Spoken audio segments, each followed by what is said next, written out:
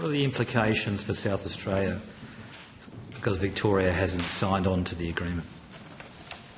What are the risks for my state?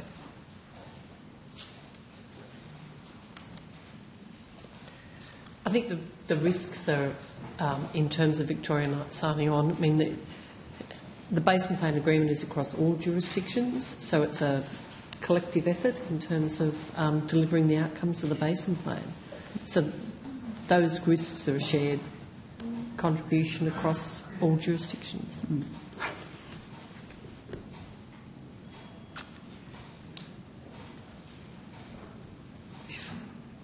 I'm just trying to avoid a hypothetical for your benefit.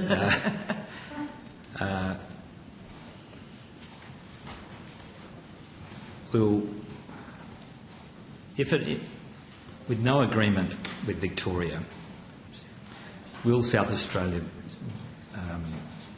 need to, under the current management of the plan, deliver more water in addition to what it's currently obliged to meet the plan's objectives? I'm trying. Is there a flow-on effect that we're currently facing? I think he's worried that if you can't get the water from Victoria, are you going to get it from South Australia? Well, or any other state? It's not a matter of if you can't get the water from Victoria.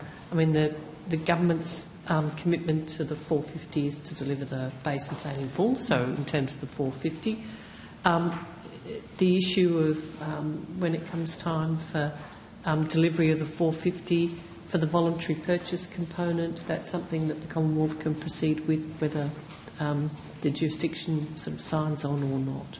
So it's still a commitment to deliver the 450 gigalitres. Yes, I'm not necessarily questioning the commitment. Yep. I'm just interested that what are the implications of Victoria not signing on? Because the government has seen a benefit of entering into an agreement with the other states. The other states have seen a benefit because they've signed on. Yes. One state has not. So there must be an implication of one state not signing on, either to my state at the end or to another state. Or is it the case that it is the agreement advances the particular state that engages with the Commonwealth for whatever reason, and Victoria misses out? So what does Victoria miss out on? What does Victoria miss? Money. Cold cash. Yeah. Maybe just, I get where you're going, and right with you, as a South Australian. So at the moment, trying to avoid the hypothetical, at the moment we're in a situation where Victoria has not signed on to the agreement, which means my interpretation of that is that they're potentially limiting the ways in which the water can be recovered to achieve the plan, which is a plan signed up to by all states, right? Yes. So therefore, at the end of the day, when it comes to the reckoning of achieving the targets, the Commonwealth could maybe end up doing the things that Victoria may not want it to do. Yeah, that could correct at the moment, Senator. Yeah. So at the moment, that would be the fact of the matter. Yeah. Yeah. So one of the first program that's open to deliver the 450 is a state-led infrastructure program, for example, and our preferred delivery pathway for community adjustment assistance would be through federal funding agreements with states. So if Victoria doesn't sign on to the agreement, we'll be exploring the option of looking at a grant framework from the Commonwealth into Victoria to deliver that benefit. So the situation as we see it now, and I've heard the Minister say this a number of times, and I had Ms O'Connell say it this morning, that the intention is to go into a buyback scenario not as the primary first objective. So therefore one would interpret that the first objective would be to look at this infrastructure plan that's gone out now for the states to contribute to, and any state that's signed up can avail of that. That's correct, Senator. So the priority approach in terms of delivering the 450 was to lead on non-purchase options. and that's what stakeholders have asked for loud and clear. So the program was launched, the Resilient Rivers State-led Infrastructure Program was launched on the 30th of January, and until Victoria signs on, those kinds of opportunities and the opportunity to deliver community adjustment assistance are not available to them. So by not signing on, then there's less participation by that state in the programs that can deliver alternatives other than voluntary purchase. However, I mean, as the Secretary had indicated earlier, though, our preference is to work collaboratively with all of the basin states. That dialogue with Victoria continues, and I think, as the Minister has publicly indicated, we'd warmly welcome reaching an agreement with Victoria, and we continue to speak with them. And then, to the South Australian perspective, at the end of the day, South Australia, in a sense, irrespective of what Victoria done, there is the commitment to the delivery of the 450, which is the ultimate goal that South Australia has already sought here. So that doesn't change. That's there. There's now states leaning into that to the extent that something is different because of Victoria missing out. It's the fact that Victoria, at the moment, doesn't get to engage in a process by which they could receive funding. So the South Australians between Victoria and the Commonwealth, and we just look to the Commonwealth to keep its commitments as a state. The South Australian interest is ensuring that the basin plan is delivered as it is now designed to be delivered, and that's the commitment of the Commonwealth. Thank you. I'm going to another topic. Is that all right? Yes, far away. An outstanding issue, PWC contracts. So, many of our senators across the aisle are interested in this. Last estimates, the authority advised they had 2 contracts with PWC and they were going to review those. So I'm just interested in the wash-up, since there's been to coin our phrase, a lot of water going under the bridge in the public discourse regarding that firm and the contracts with it. Did you use that joke last time, Senator? No, I don't think so. I think it's a new one, Minister. It's a new one. It's good. Use it next time as well. Maybe the Nationals used it and I adopted it. So there's a first. Thank you, Senator. So the contracts to which you're referring are in relation to the Integrated River Modelling Uplift project.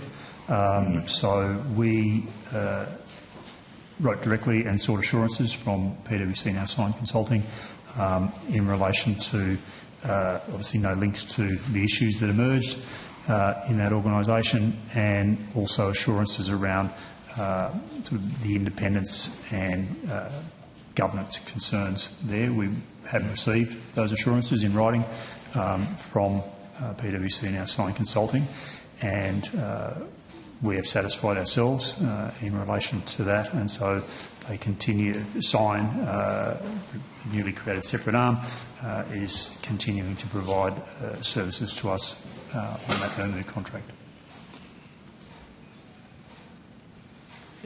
On the last instance, you gave me the termination dates.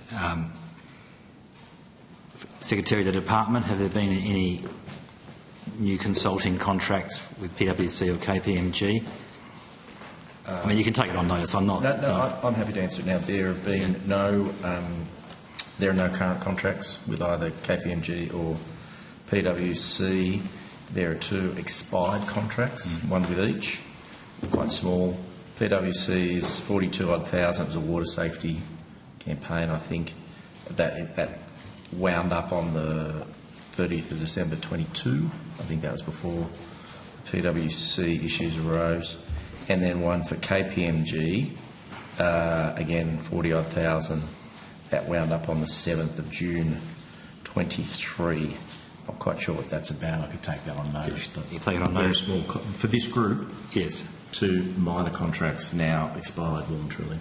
Senator, if I may, was your question to me also in relation to KPMG or just PWC? Well, I was actually, we discussed PWC, but if you've got some information on KPMG. So, Senator, I think for the sake of completeness, yes, we have 2 contracts with KPMG. One is a quality assurance provider that expires 30th of June this year for approximately $382,000, and KPMG was engaged to do a review of scheduling of sort of the various programs of work for the Basin Plan review again.